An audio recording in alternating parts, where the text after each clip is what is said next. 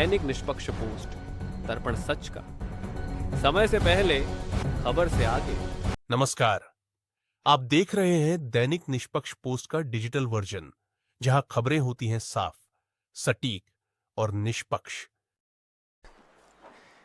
पिछले कुछ दिनों में जिन भारतीय नागरिकों की मौत हुई है, खासकर सरहद के पास वाले क्षेत्रों में, मैं अपनी तरफ से, अपनी पार्टी की तरफ से और सभी लोगों की तरफ से उनको बहुत बहुत सांत्वना देना चाहता हूं और अपनी श्रद्धांजलि अर्पित करना चाहता हूं जिन लोगों की मौत पिछले कई दिनों में हुई है।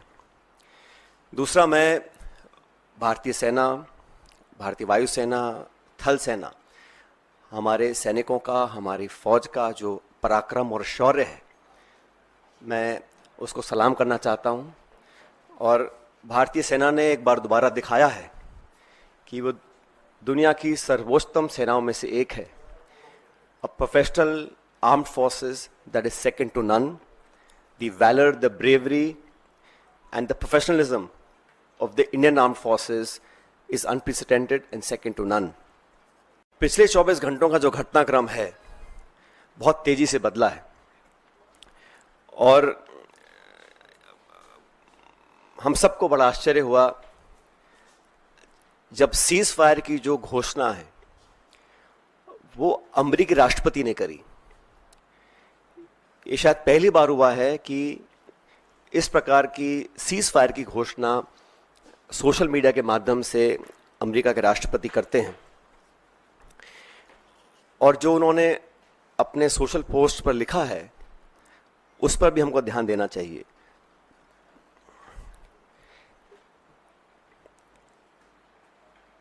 भारत और पाकिस्तान के बीच जो मसला है उसका अंतर्राष्ट्रीयकरण करने का जो एक ये नया कदम हम लोगों ने देखा है, ये बहुत आश्चर्यजनक है। और कांग्रेस पार्टी बहुत लंबे समय से इस मांग को करती आई है कि हम लोगों को पार्लियामेंट का एक विशेष सत्र बुलाना चाहिए। आप सबको याद होगा 1994 में कांग्रेस की सरकार में सर्वसम्मति से एक प्रस्ताव पारित किया था जहां पर पीओके को वापस लेने की सहमति संपूर्ण संसद के सभी सदस्यों ने एक स्वर में ली थी। 1994 का जो रेजोल्यूशन है, समय आ गया कि उसको हमें दोबारा दोहराना चाहिए। और इस पूरे प्रकरण में, पहलगांव के आतंकी हमले के बाद देश में शायद पहली बार अनप्रेसिडेंटेड और एक तरफा समर्थन भारत सरकार को सब पक्षों से मिला। सभी दल, सभी विचारधारा, 140 करोड़ लोग भारत सरकार के साथ खड़े रहे और हमने साफ कहा था कि पहलगाम में जो आक्रमण हुआ है वो भारत की आत्मा पे आक्रमण है और इसका मुंहतोड़ जवाब देना अति आवश्यक है। सेना ने जो कदम उठाए उस पर हम सबको बड़ा गर्व है और जो आतंकी इलाकों पर, ठिकानों पर जो अटैक करा, उसका हम सबको बहुत संतुष्टि इस बात की है कि हमारी भारत की सेना उस काम को कर पाई। लेकिन अनवेवरिंग, अनप्रेसिडेंटेड सपोर्ट जो भारत सरकार को दिया, मैं समझता हूं कि हमारी जो मांग है उसको सरकार को सुनना चाहिए और एक विशेष सत्र पार्लियामेंट का बुलाना चाहिए। काफी चीजें उसमें डिस्कस होनी भी चाहिए और देश एकजुट है आतंकवाद के खिलाफ और पाकिस्तान के दुस्साहस के खिलाफ। यह संदेश पूरी दुनिया में जाना चाहिए। साथियों, जब ये घोषणा मीडिया के माध्यम से, और मैं सिर्फ उन बातों को रखना चाहता हूं जो पब्लिक डोमेन में है, काफी कुछ ऐसी बातें हैं जो हम सबको जानकारी में नहीं है, लेकिन जो पब्लिक डोमेन में है उसको देखकर लगता है कि बहुत से सवाल खड़े हुए हैं।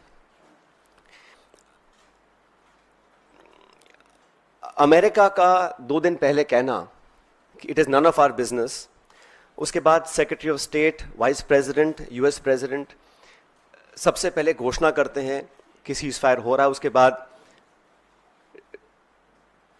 पाकिस्तान और भारत भी सीज फायर का ऐलान करते हैं। ये जो मीडिएशन है इसको क्या भारत सरकार ने एक्सेप्ट किया है और किन कंडीशंस पे इस प्रकार की घोषणा अमेरिका ने करी है, ये बहुत बड़ा सवाल है। उसमें कश्मीर का जिक्र किया गया है। सेक्रेटरी स्टेट ने बोला है कि एक न्यूट्रल साइट पर कश्मीर के मुद्दे को, और कितना गलत अमेरिका के राष्ट्रपति जी ने कहा कि हजारों साल पुराना ये मुद्दा है। वो भूल गए कि 76 साल पहले ये एक ही देश था, कोई मसला नहीं था, लेकिन उन्होंने कश्मीर के मुद्दे को उठाया। और मुझे लगता है कि ये इंडिया पाकिस्तान को हाइफनेट करने की एक दोबारा कोशिश की गई है। IMF का बेल आउट करना,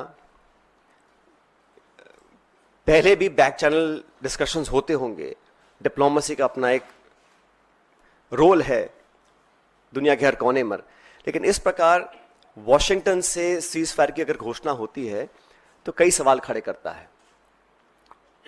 भारतीय थल सेना के पूर्व जनरल्स ने भी जो बातें बोली हैं उस पर भी हमको ध्यान देना चाहिए।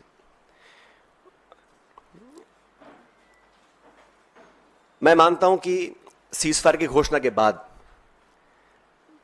जो कल बॉर्डर पर लगातार वायलेशंस हुए, गोले दागे गए, ये उस विश्वसनीयता को खत्म करता है। अगर सीज फायर हुआ है, अनाउंस हुआ है, दोनों पक्षों ने, डीजीएमओज ने बात कर सीज फायर की घोषणा करी है, उसके तुरंत बाद रात भर जो खबरें हमें देखने को मिली हैं उसमें निरंतर वायलेशंस हुए हैं सीज फायर के। इसलिए मैं मानता हूं कि हम लोगों को एक ऑल पार्टी मीटिंग बुलानी चाहिए भारत सरकार को, और जो पिछली 2 मीटिंग्स में नहीं हुआ वो इस बार करना चाहिए। प्रधानमंत्री जी को इस ऑल पार्टी मीटिंग में आना चाहिए और पूरे देश को कॉन्फिडेंस में लेकर सभी दलों को, क्योंकि सभी दलों ने अपनी विचारधारा को परे रखते हुए समय पर भारत सरकार को संपूर्ण समर्थन दिया था, और जो ऑल पार्टी मीटिंग्स बुलाई गई उसमें प्रधानमंत्री जी नहीं आ पाए थे। तो एक और ऑल पार्टी मीटिंग बुलानी चाहिए जिसमें वो सबको कॉन्फिडेंस मिले, सब पॉलिटिकल पार्टीज को और देश को कॉन्फिडेंस मिले कि सीज फायर हुआ है, किन शर्तों पर हुआ है, और अगर सीज फायर की घोषणा के तुरंत बाद रात भर पाकिस्तान गोलाबारी कर रहा है, सरहद पर मोटर फायर कर रहा है, तो उनकी विश्वसनीयता पर कब तक विश्वास किया जा सकता है, और क्या गारंटीज हैं कि भविष्य में इस प्रकार की घटना को अंजाम नहीं दिया जाएगा।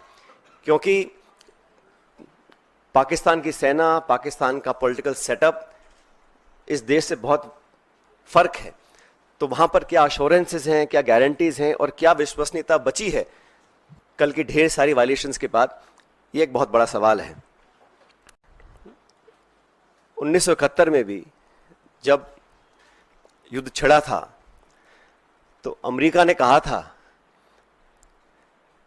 कि हम बे ऑफ बंगाल में अपना 7वां बेड़ा भेज रहे हैं, we will deploy the 7th fleet, that's what the American said. But despite that, the then government and Indira ji went ahead and did what was in a supreme national interest. आज हम उनको याद करते हैं कि वो नेतृत्व ऐसा था जहां पर नेशनल इंटरेस्ट को सबसे ऊपर रखा गया। और आज भी आपको याद होगा जब पार्लियामेंट पर आक्रमण हुआ था, वाजपेयी जी प्रधानमंत्री थे, सोनिया गांधी जी नेता प्रतिपक्ष थी, सदन के पटन पर उन्होंने खड़े होकर कहा था कि भारत, पूरा देश, पूरा विपक्ष सरकार के साथ है, जो भी उचित कदम उठाना है उसको उठाएं और निसंकोच उठाएं, हम आपके साथ रहेंगे। उन्हीं परंपराओं को कायम रखते हुए प्रमुख विपक्षी दल कांग्रेस पार्टी और तमाम दलों ने, चाहे वो खरगे जी हों, राहुल गांधी जी हों, हम सब ने सरकार को पूरा समर्थन दिया था। लेकिन इस प्रकार जो सीज फायर की घोषणा अमेरिकी राष्ट्रपति करते हैं, कुछ घंटे के बाद उसको वेरीफाई पाकिस्तान और इंडिया करते हैं, तो कहीं ना कहीं इस कश्मीर मुद्दे पर भी जो स्टेटमेंट्स आए अमेरिका की तरफ से, उस पर सरकार को अपना पक्ष रखना चाहिए, क्योंकि ये बायलैटरल इशू है। इसका अंतर्राष्ट्रीयकरण करने की जो कोशिश की जा रही है इस पूरे प्रकरण के माध्यम से, मैं इसको ठीक नहीं समझता हूं। एक विशेष सत्र पार्लियामेंट का बुलाना चाहिए और कम से कम 1994 का जो रेजोल्यूशन था उसको दोबारा अडॉप्ट करें और देश के सामने स्पष्ट तरीके से कहा जाए कि no third party involvement will be accepted. It is a bilateral issue and it is India's and Pakistan's issue, and no country, including America, should have a space to intervene in a bilateral issue. अब तक हमारे पिछले कई दशकों की जो foreign policy थी, जो स्टेटेड पॉलिसी थी, वो बड़ी स्पष्ट थी उसमें कहीं मीडिएशन का, नेगोशिएशंस का, थर्ड पार्टी इन्वॉल्वमेंट का कोई स्कोप ही नहीं था, चाहे कोई प्रधानमंत्री हो, कोई सरकार हो। लेकिन जो अमेरिका का स्टेटमेंट आया है, उस पर, इन सारी चीजों के ऊपर एक सवाल उठना लाजमी बनता है। इसलिए मैं इतना अपील करूंगा कि ऑल पार्टी मीटिंग सरकार को बुलानी चाहिए तुरंत प्रभाव से। और हमारे सैनिकों ने पिछले दिनों में जो कर दिखाया है, मुझे लगता है कि उस पर हम सबको बड़ा फक्र है, बड़ा नाज है। और हमारी सेनाओं का जो बल, जो ताकत, जो शौर्य, जो वीरता, जो कार्यकुशलता, जो प्रिसिशन, जिस जाबाजी से उन्होंने मजा चखाने का काम किया है पाकिस्तान को, उन सब पर हमको बड़ा नाज है, बड़ा फक्र है। Thank you. अगर आपको हमारी यह खबर पसंद आई हो तो वीडियो को लाइक करें और ऐसे ही विश्वसनीय और तेज खबरों के लिए हमारे चैनल को सब्सक्राइब करें। बेल आइकन दबाएं ताकि हर अहम अपडेट आप तक सबसे पहले पहुंचे। धन्यवाद।